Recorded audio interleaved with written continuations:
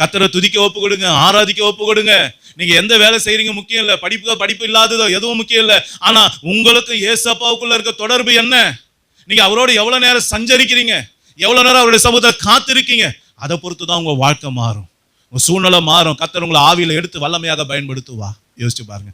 அவர்கிட்ட நெருங்குறவங்க பயங்கர பிரகாசமா இருப்பாங்க, தூரமா இருக்கவங்க ஏதோ கொஞ்சம் பிரகாசமா இருப்பாங்க. நாம எப்படி?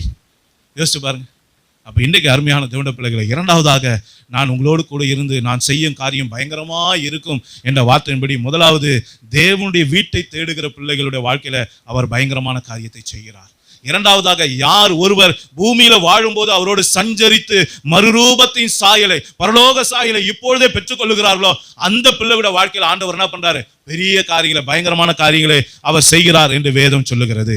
மூன்றாவதாக, 1 சாமுவேலின் புஸ்தகம் 11ஆம் அதிகாரம் 6-7 வசனத்தை வாசிங்க.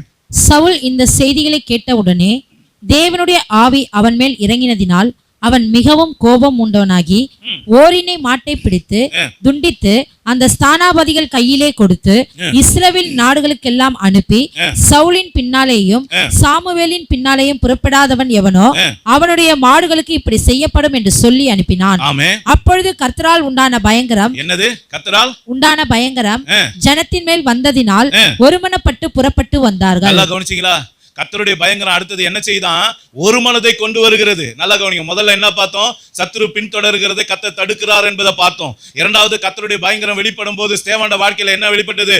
ஞானம் வெளிப்பட்டது. ஒருவரும் எதிர்த்து பேச முடியாத ஞானத்தை, வாக்கு சுத்தத்தை கர்த்தர் கொடுத்தார், வல்லமையை கொடுத்தார். இங்கே வேதம் சொல்லுகிறது பாருங்க, இந்த சவுல் என்கிற மனுஷன் தேவ ஆவியினால நிறைந்து அவன் சில காரியத்தை செய்யும் போது வசனம் சொல்லுகிறது, கர்த்தருடைய பயங்கரம் வெளிப்பட்டு எல்லா ஜனங்களையும் ஒருமனப்படுத்தியது என்று வேதம் சொல்லுகிறது.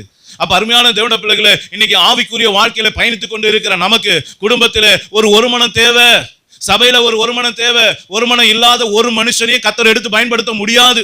ஒரு மனம் இல்லாத குடும்பம் விளங்கவே விளங்காது.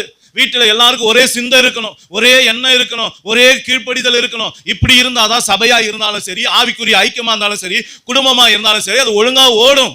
நல்லா கவனிங்க. 2 மாடு பூட்டப்பட்ட அந்த மாட்டு வண்டியில ஒரு மாடு ஒரு பக்கமோ இன்னொரு மாடு ஒரு பக்கமோ போனா அந்த மாட்டு வண்டி ஒழுங்கா போய் சேருமா? போக வேண்டிய இடத்துக்கு? யோசிச்சு பாருங்க. அப்ப ஒன்று சேர போனா அதுக்கு பேர் தான் என்னது? ஒரு மனம். ஒரு மாடு வேகமாகவும் போகக்கூடாது, ஒரு மாடு ஸ்லோவாகவும் போகக்கூடாது. நல்லா கவனிச்சுக்கோங்க.